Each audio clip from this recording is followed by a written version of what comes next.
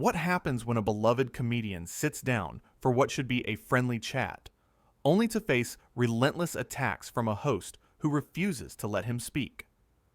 In just 36 seconds, one comment would push things too far, turning a simple interview into television chaos that nobody saw coming. Ricky Gervais walked onto the Loose Women set with his trademark smile, waving to the studio audience as they erupted in applause. He settled into the guest chair, adjusting his jacket as the four panelists sat across from him. Denise Welch was front and center, flanked by Kay Adams, Jane Moore, and Nadia Sawalha. The energy felt light at first, friendly even, but that would change fast. Denise leaned forward with a grin that didn't quite reach her eyes. So Ricky, let's talk about your comedy. Some people say you've gone too far lately. What do you say to those critics? Ricky chuckled, relaxed in his seat. Well, I think comedy is about pushing boundaries. It's about making people think and laugh at the same time. If everyone agreed with everything I said, I wouldn't be doing my job properly. Before he could finish his thought, Denise cut in. But don't you think there's a line, a responsibility that comes with your platform? Of course there's a... Ricky started. Because some people, myself included, find your recent material quite offensive. Denise interrupted again, her voice rising slightly. And I think you know exactly what you're doing. The audience went quiet. Ricky shifted in his seat, maintaining his composure. I respect that you feel that way, but comedy is subjective. What offends one person might make another person think differently about something important. Kay Adams jumped in, trying to mediate. I think what Denise is trying to say is... But Denise wasn't done. She leaned even further forward, her tone sharpening. No, what I'm trying to say is that you hide behind this idea of free speech, when really, you're just being cruel. You punch down at vulnerable people and call it comedy. Ricky's smile faded. I've never punched down in my life. My comedy has always been about challenging the powerful, questioning authority. And that's absolute rubbish, Denise snapped. The other panelists exchanged uncomfortable glances. You make jokes about people who can't defend themselves. You mock communities that are already struggling. And then you act surprised when people call you out on it. The audience murmured. Some nodded. Others looked shocked at the hostility. Jane Moore tried to interject. Perhaps we should let Ricky respond properly to...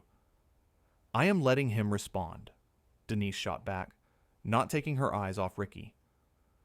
But every time he opens his mouth, it's the same tired defense. Free speech this, comedy that. Take some responsibility for once. Ricky took a breath, clearly working to stay calm. Denise, I came here today for a conversation, not a lecture. If you've already decided what you think about me, why did you invite me on the show? Because I wanted to give you a chance to explain yourself, Denise replied coolly. But clearly, you're incapable of that. Nadia Sawalha spoke up, her voice gentle. Let's take a step back here. Ricky, can you help us understand your creative process? What goes through your mind when you're writing material that you know might be controversial? Ricky turned to her gratefully. Thank you for asking. When I write, I think about what conversation I want to start. I think about taboos that exist in society and why they exist. Sometimes breaking those taboos in a comedy context can actually help people process difficult subjects. So you admit you're breaking taboos just for shock value, Denise pounced, twisting his words. You're not actually interested in helping anyone. You're interested in getting attention. That's not what I said at all, Ricky countered, his voice firm now.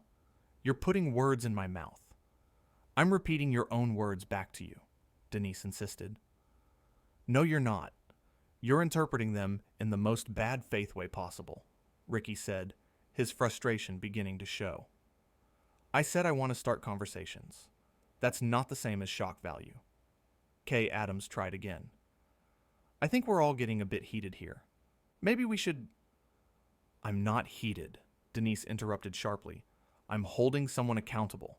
There's a difference. The audience was completely silent now, the tension thick enough to cut. You could feel everyone holding their breath, waiting to see what would happen next. Ricky leaned back in his chair. Accountable for what exactly? Making jokes? Having opinions? Existing in a way you don't approve of?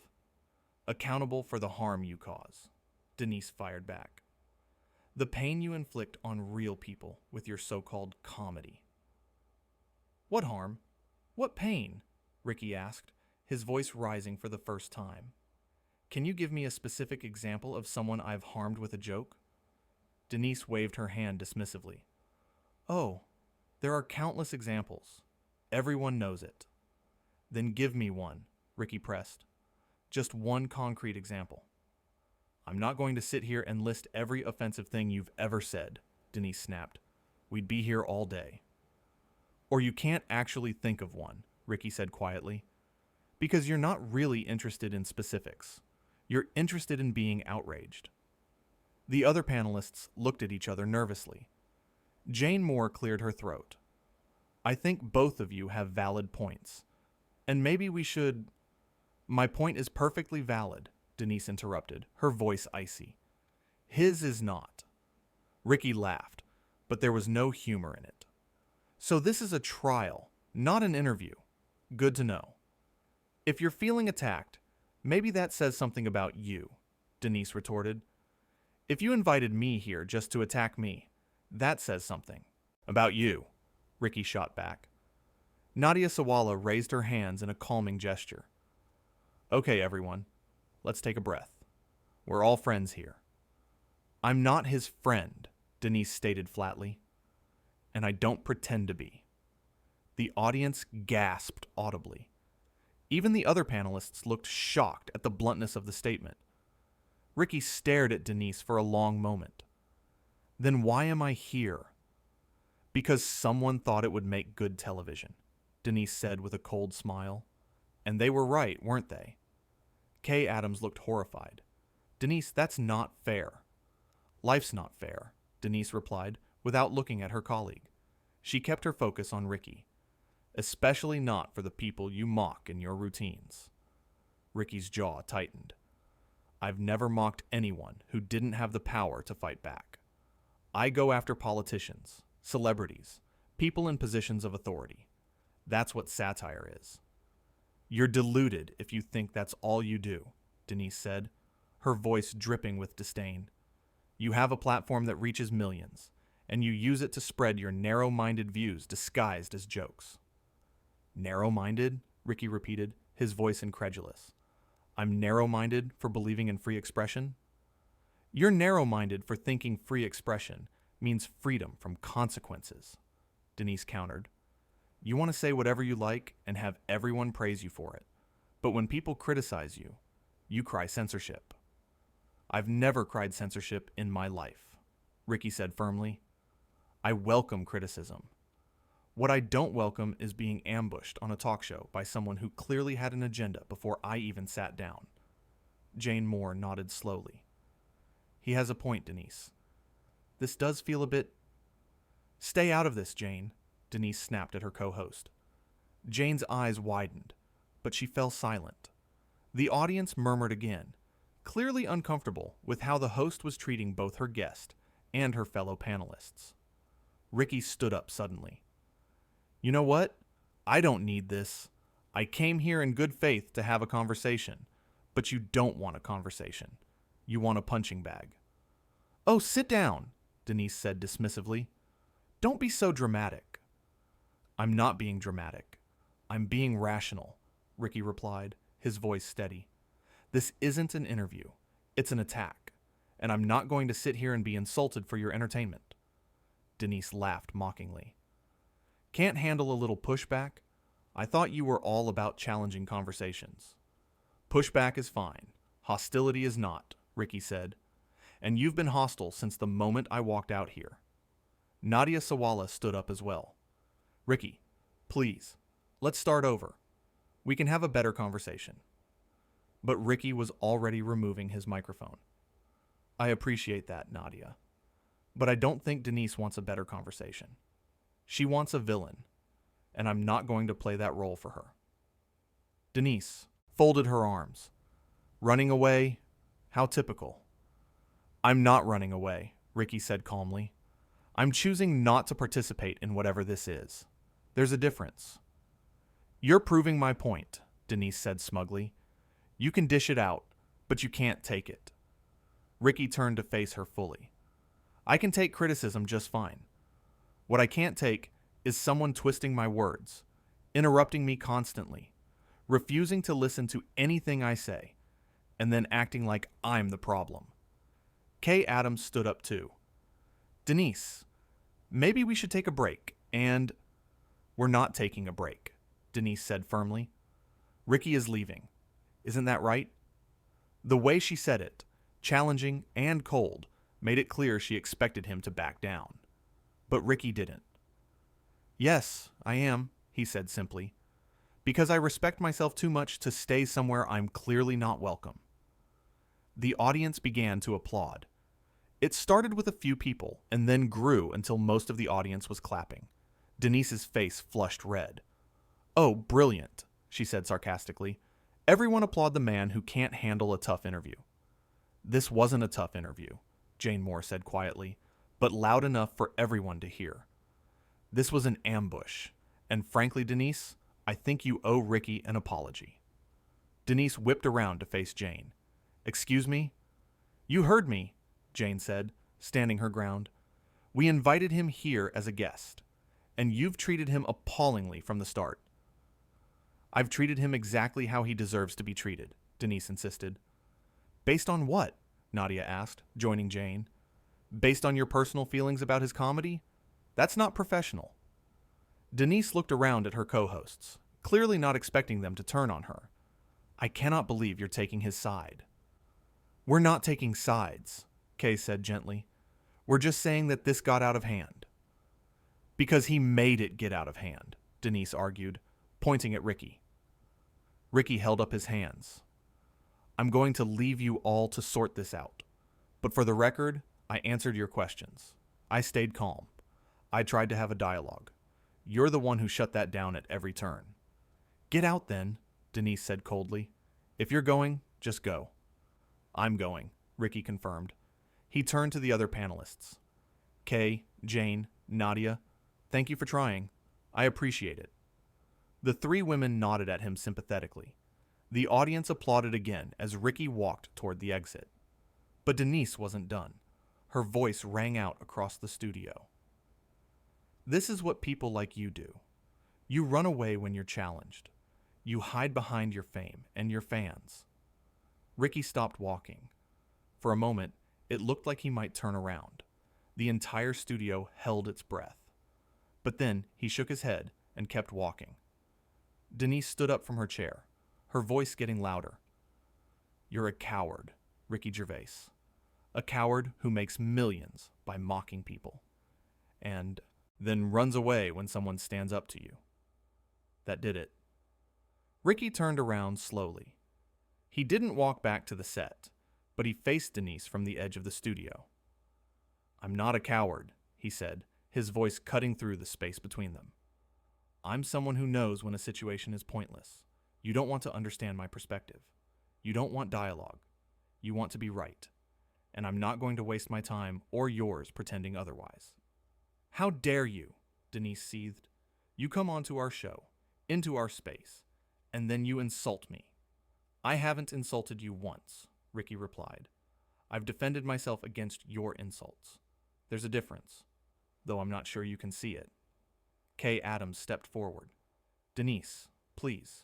This has gone far enough. But Denise pushed past her, moving closer to the edge of the set. No, let him speak.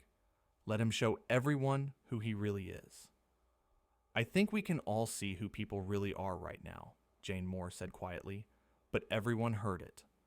The audience erupted in applause again, and this time there was even some cheering. Denise's face went from red to almost purple. Fine, she spat. Leave.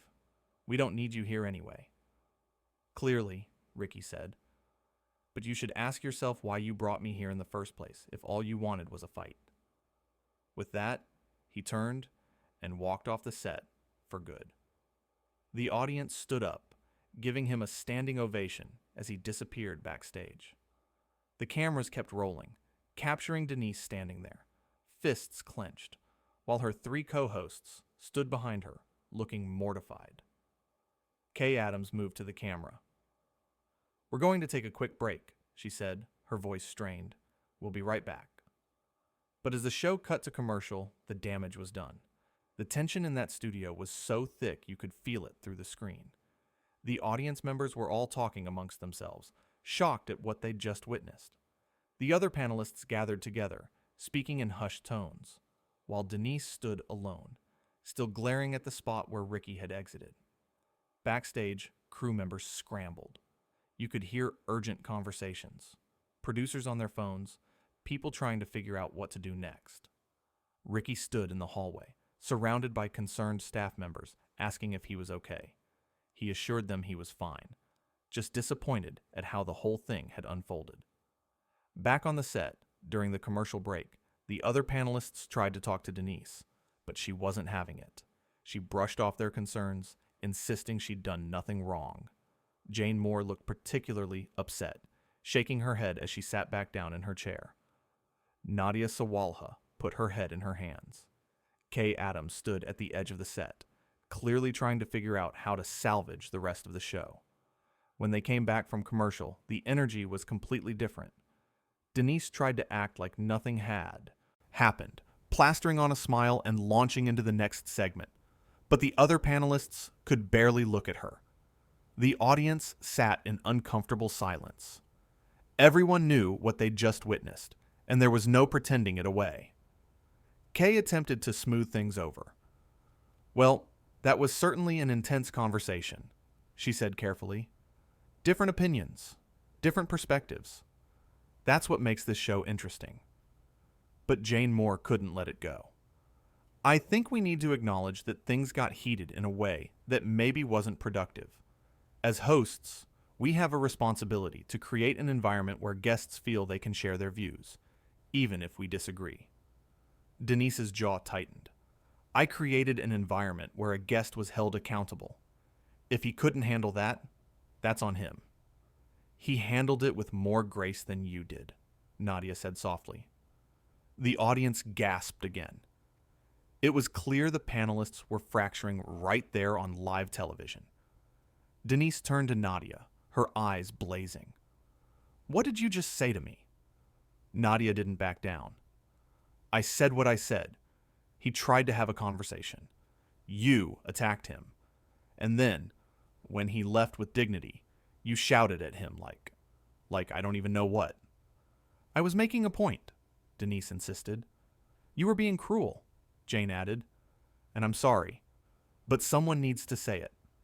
The audience began applauding the panelists who were speaking up. Denise looked around wildly, clearly not believing what was happening. "This is unbelievable," she said. "You're all turning on me for doing my job." "Your job is to interview guests, not berate them," Kay said gently, but firmly. "And I think we all know it crossed a line today." Denise stood up again, yanking off her own microphone. "Fine. If you all think I'm so terrible, maybe I should leave too." But before anyone could respond, a producer rushed onto the set, whispering urgently to Denise. Her face changed from anger to something closer to panic. She nodded curtly and walked off the set without another word to her co-hosts or the audience. The remaining 3 panelists sat there, looking at each other in shock. Kay recovered first, turning to the camera with a professional smile that didn't hide her distress. "We're going to take another break," she said. "When we come back, we'll have a different conversation. A better one. We promise." As the cameras cut away again, the 3 remaining women huddled together, speaking in urgent whispers. The audience was buzzing with energy, everyone trying to process what they'd just seen. Some people were filming on their phones, capturing every moment for social media. Others just sat there in stunned silence. In the green room backstage, Ricky sat on a couch with a cup of tea someone had brought him. A few crew members lingered nearby, apologizing profusely for how things had gone.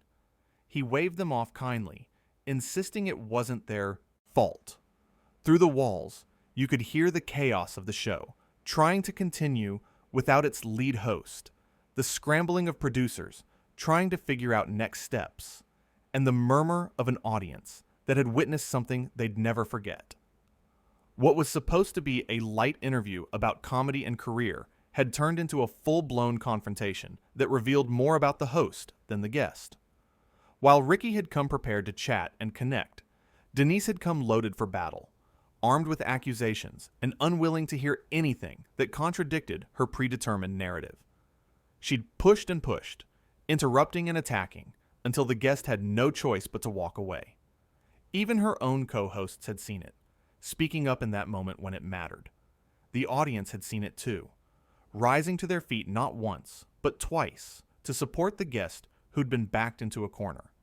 And Denise, so certain of her righteousness, had found herself standing alone, her colleagues and her audience both turning away from the hostility she'd brought to what should have been a simple conversation. The show that day became about more than just one interview gone wrong. It became about respect, about listening, about the difference between holding someone accountable and simply attacking them because you've already decided they're wrong. It showed what happens when a host forgets that their job is to draw out their guest, not tear them down. And it demonstrated, in the clearest possible terms, that audiences can tell the difference between a tough but fair interview and an ambush disguised as journalism. As Ricky finally left the building, walking out into the afternoon sunlight, he was met by fans who'd been in the audience. They stopped him to shake his hand, to apologize for what he'd been put through, to tell him they respected how he'd handled himself. He thanked them graciously, posed for a few photos, and then headed to his car. Behind him, the studio was still in chaos, trying to figure out how to finish a show that had imploded barely halfway through. But that wasn't his problem anymore. He'd done what he came to do, tried to have an honest conversation, and when that proved impossible, he'd walked away with his dignity intact. And sometimes, that's all you can do.